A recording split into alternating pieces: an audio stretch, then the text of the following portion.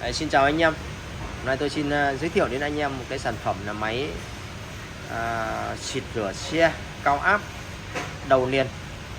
Đấy, nó có công suất là 2,2 kW nhé.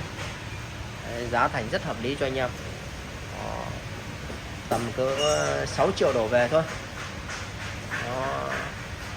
2,2 kW nhé. Đầy đủ đồng bộ anh em nhé.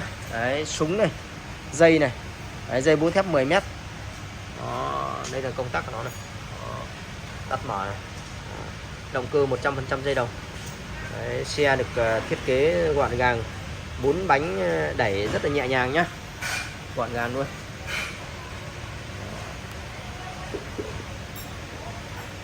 Đủ bộ đồng bộ cho anh em về chỉ có việc dùng không thôi. Đấy, đây là đầu của nó này. Đấy. Đó, tự ngắt này, cái đồng hồ này.